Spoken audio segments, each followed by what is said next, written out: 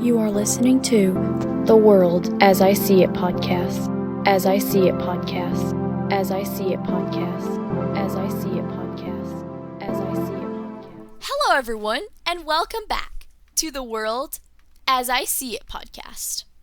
Okay, so let's just be super honest here for a second. When I say the word blindness, what do you think of? You probably think complete darkness, maybe pitch black, maybe just an absence of light. But that is only one small part of the story. The truth is that blindness is a spectrum.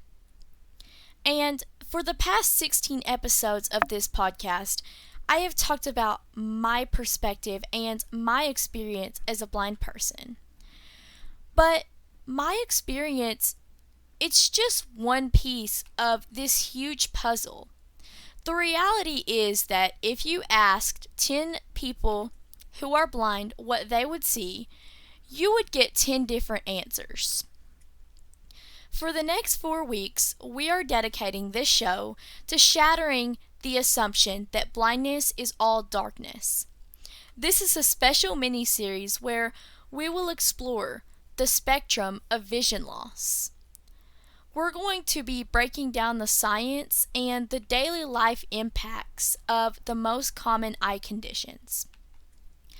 We're going to look at the invisible walls, the disappearing centers, and the constant flux of vision that millions of people experience. Now, before we dive into the specifics of these diseases and treatments, please know that I am not a doctor or a health professional. This information is strictly for general knowledge, education, and conversation. So, today we are starting with what I think is one of the most unique forms of vision loss: central vision loss. Seriously though, how jarring is it to just, be able to see everything around you, but not a person's face? You can see everything around the person, but you can't see their face. You look straight ahead, and that central point where you get all of the detail, it's just gone. This condition, it's most commonly called Age-Related Macular Degeneration, or AMD. So let's talk about what actually is happening in the eye. So the very back of your eye, the retina, is where light hits. Inside that retina is a tiny spot called the macula.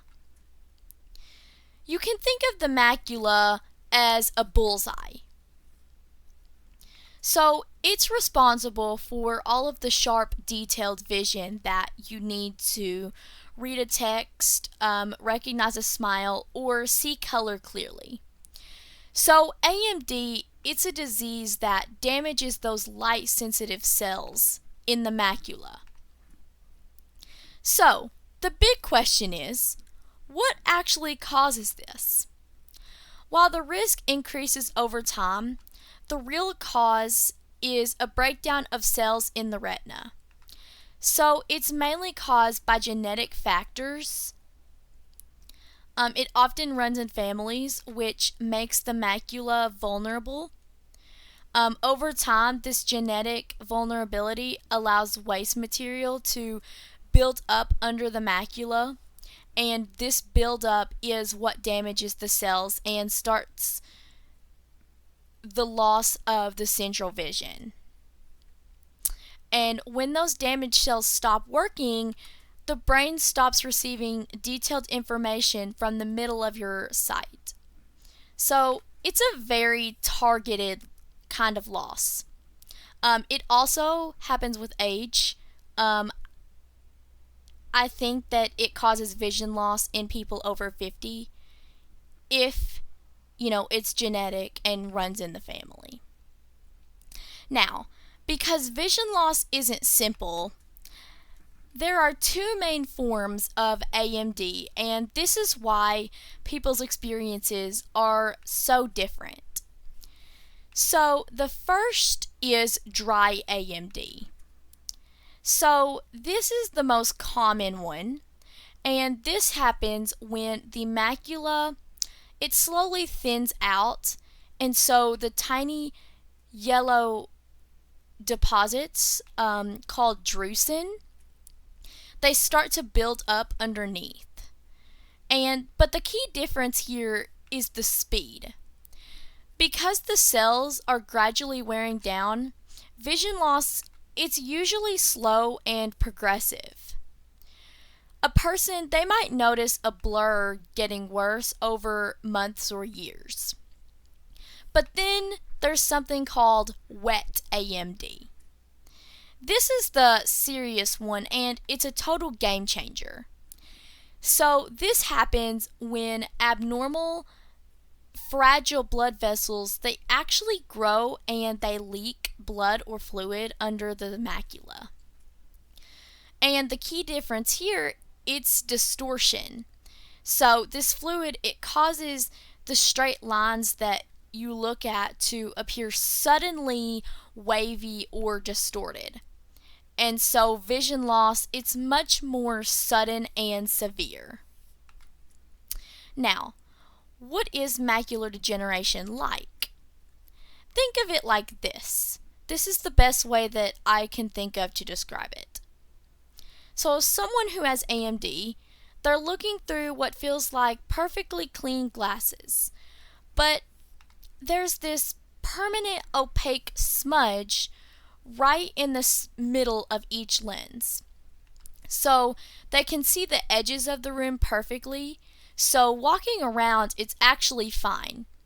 But the second that they try to read a clock or a street sign, that information, it just falls behind the smudge.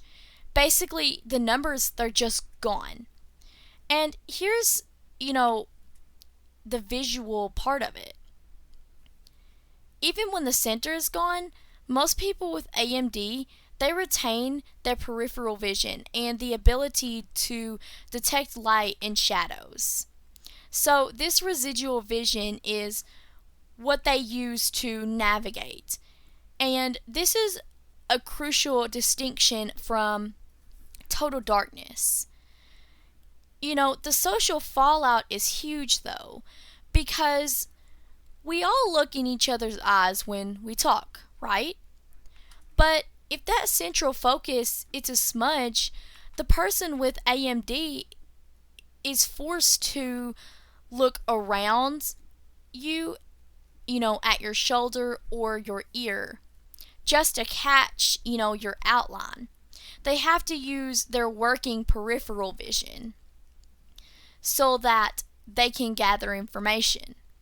To an outsider, that looks totally rude, like, they're bored or distracted, but they're trying their absolute hardest to engage. And it sounds exhausting, honestly, just to have a normal chat.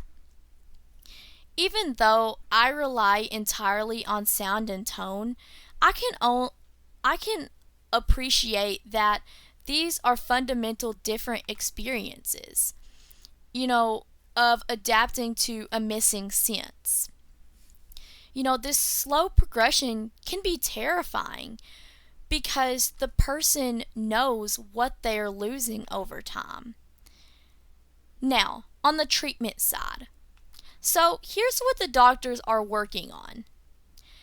So their main goal is always to slow down the progression, to save whatever sight is left.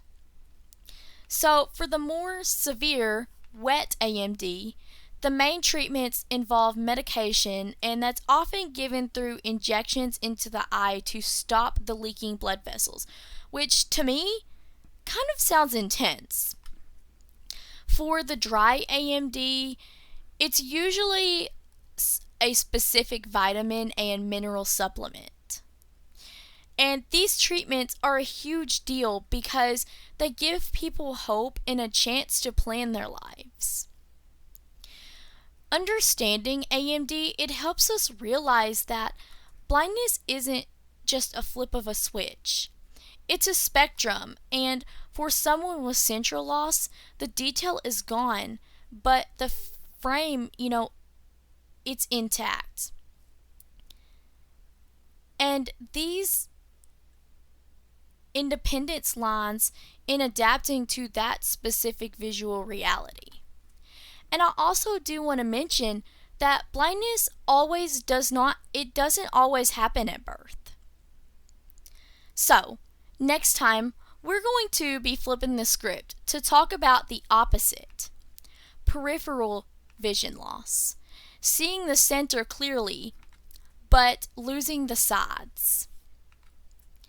Send me a message if you have questions about this episode, feedback on the series, or just ideas for future topics. Reach out to me at theworldasiseeitpodcast@gmail.com. Thank you so much for taking the time and listening. And thank you for joining me on this journey to break down assumptions. I hope that these conversations will inspire you, whether you're considering careers helping those with vision loss or just wanting to learn more. If you enjoyed this episode, please share it and rate it. Until next time, stay curious and keep listening. You've been listening to the World as I See It podcast.